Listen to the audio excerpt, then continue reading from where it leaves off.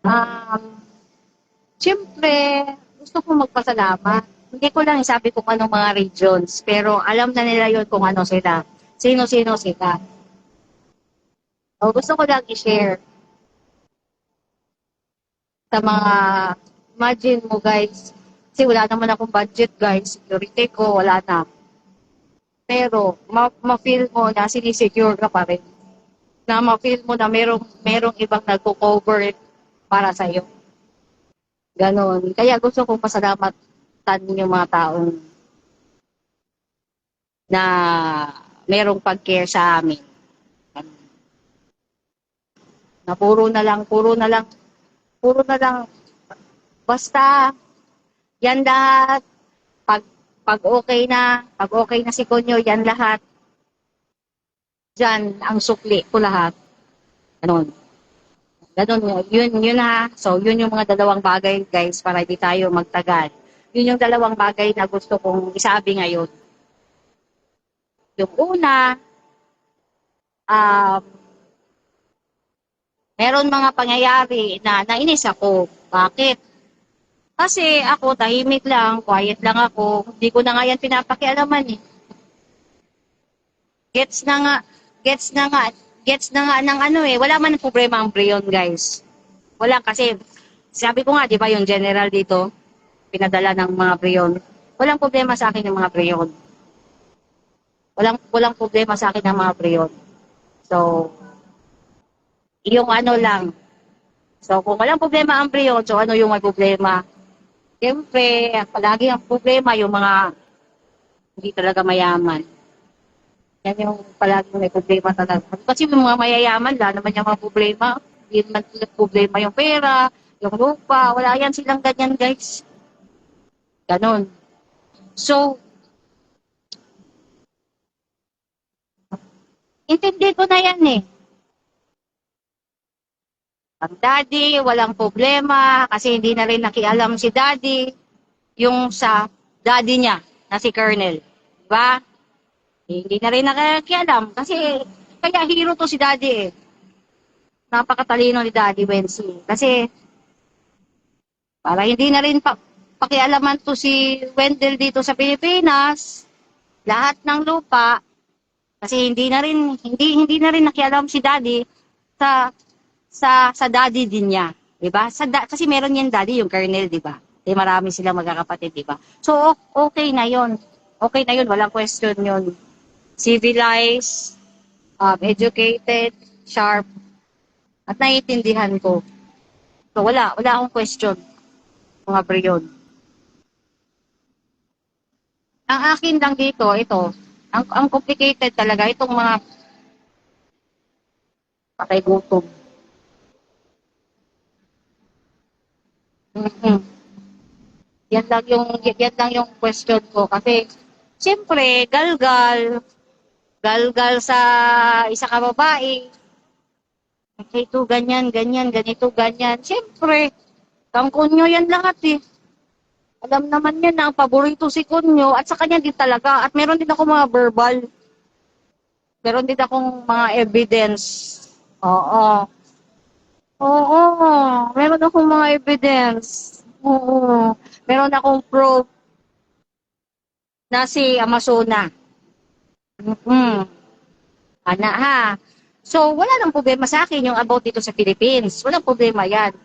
Ang akin is, hindi na sana ako makikisali or mga kung ano-ano dyan sa Amerika na yan. Eh, bastos man ang putang ina. Bastos man. Oo. Imagine mo, gagalgalan mo yung isang babae na yung babae ay critical. Ang babae is critical. Hindi pa patay ha. Hindi pa solve ang case. Oh, na-imagine mo na pwede ko din i-help kasi panalo ko si Konyo, pwede ko din siyang bigyan ng para mapanalo siya. Eh, boba. Doon siya makikinig sa mga kapatid niya na ipapatalo siya. Diba? Eh ako nga, prinob ko nga na panalo si Kunyo eh. O, di ba? O, so, wala na tayong magagawa guys kung hanggang doon lang yung kaya ng utak ng tao sa pag-intindi. Wala na tayo dyan. Ang akin lang, ito kasi nito, wala na din to eh. Kasi madidepress na din to eh. Maano na din to eh. Madidepress na din to, itong babae na to. Oo. Wala naman yan paki sa'yo eh. Ikaw, alam mo kung sino ka ngayon, kung sino yung ibig kong sabihin, kung sino ka, di ba? Wala din yan paki sa'yo. Kasi pinapahamak ka nga oh. Ginagalgalan ka to despise us, to disrespect us. Okay lang sa amin, kasi matagal mo naman kami dinidisrespect. Pero yung mga taong tumulong sa akin na para ikay protektahan, ano yung masasabi? Di ba? Ito yung protektahan mo. Wala mang lang utang na loob to. Oh, pinarangan mo ang ano nito. Sa pahinga, pahinga. Diba? Sinali-sali ka ng kalaban eh. Na gawa din ng katangahan mo, bakit ka kumukomunikate dyan? Kaya ka sinali. Diba? So yun. Yung mga tao na nakapalibot sa'yo, pinapahama ka. Na hindi mo nagigets. Pero okay lang sa kanya mapahama ka. Kasi kung mayatap ka din, kukunin nila yan. Yung bahay na yan, nang bumili si Konyo at si Wensi. Naintindihan mo?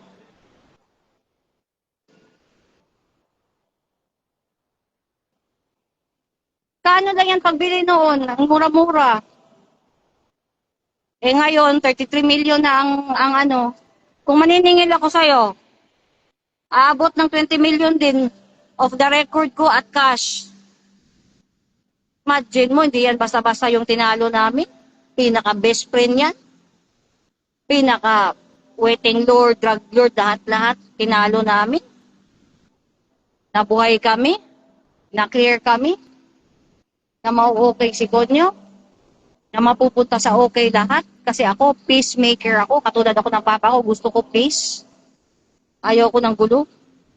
Galing na ako dyan eh. Alam ko yan eh. Diba? Di mo ba yan naisip? Ha? Ikaw? Hindi ka tinutulungan yan, pinapahama ka yan. Sila ba'y may kaso? Ang kaso siguro niyan, tax, di ba? Yung babae na matanda, tax, yung ano diyan, di ba, yung asawa niya. Sa veterans ba yun, ano? Tapos ang kaso naman yung isa, drugs, di ba? Oo, may mga kaso. Oo. Pero yung may kaso sa Pilipinas, ikaw, di ba? Sila wala namang kaso sa Pilipinas. Oo. Kung maniniwala ka sa kanila, hindi naman sila makukulong. Ikaw. Wala din silang pake kung mamatay ka or makulong ka kasi yung bahay na yan, nabili ni Konyo at ni Wensi, kala nila makukuha nila o hindi. Dahil yung unano mong asawa na bastos magsalita, na hindi ko papapalagpasin, nag-live ako ngayon. Ha? Oo. Kapal na mukha mo, di ba? Magbabastos ka sa tao na siya yung bumili na bahay na yan. Akala mo makukuha mo dahil patay na yung tatay. Akala mo makukuha mo dahil kulong. Mm.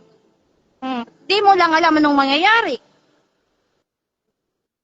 Di ba? Di mo alam yung mangyayari kasi hindi naman ako magsasabi kung nangyayari. Bigla na lang nangyayari. Di ba? Prinob ko na eh. Panalo si Kunyo eh. Eh ngayon, law-abiding citizen ako. Ayaw ko din ng civil war, ayaw ko ng away. Kung lahat nga, pwede ko nga ako na lang mag-peacemaker, ako na lang mag-negotiate, ako na lang mag-ano. Ayusin natin to lahat. Di ba? Ganon. Kasi wala ako dyan eh. Wala ako sa pera-pera, sa mana, sa lupa. Wala ako dyan. Oo. Kaya alam mo na, lahat naman, hindi naman pwede, kaya kailangan mo magbayad sa security, kailangan mo magbayad sa attorney, kaya kailangan mo magbayad sa pamasahe, sa gasolina, sa papel, sa lahat-lahat. Ang dami mo kailangan bayaran, pagkain, lahat-lahat.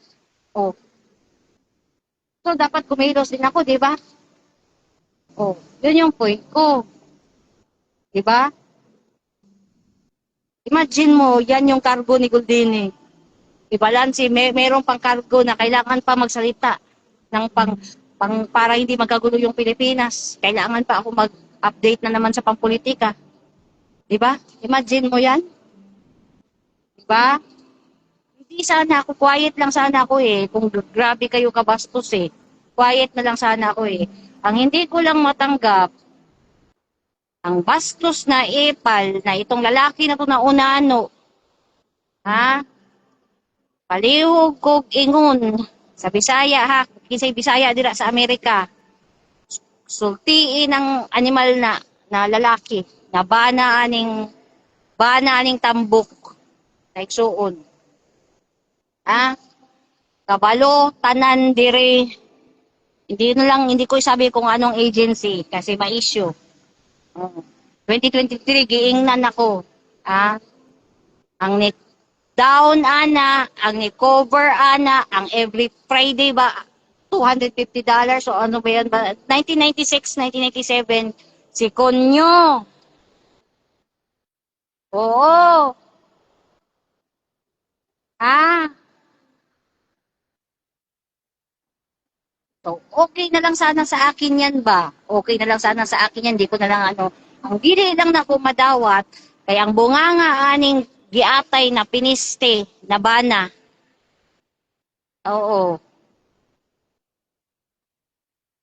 Abi niya, si mabulatik niyang inahan. Oo.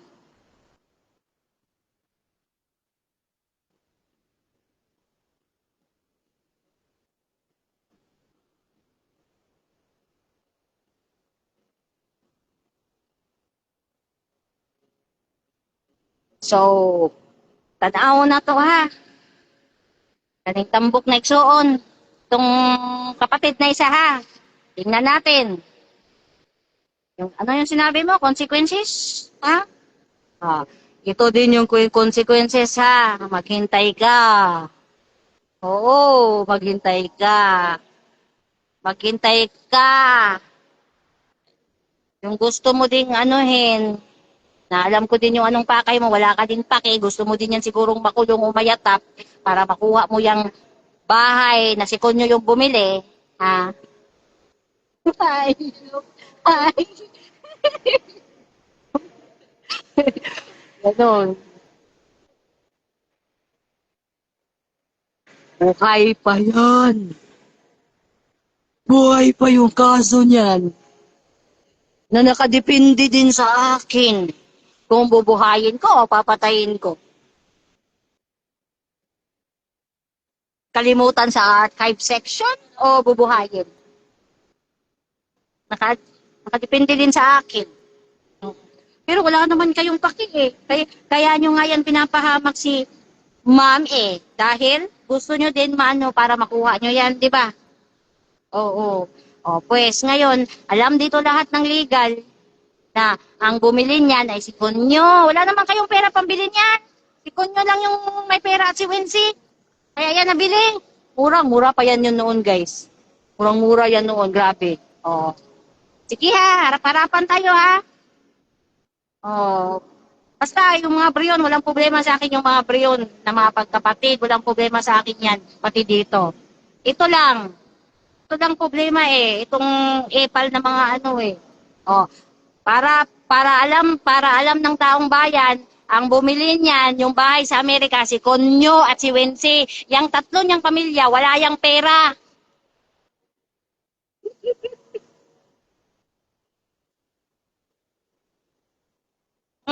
Kapal na mga mukha. Pinapainit yung ulo ko. Oo.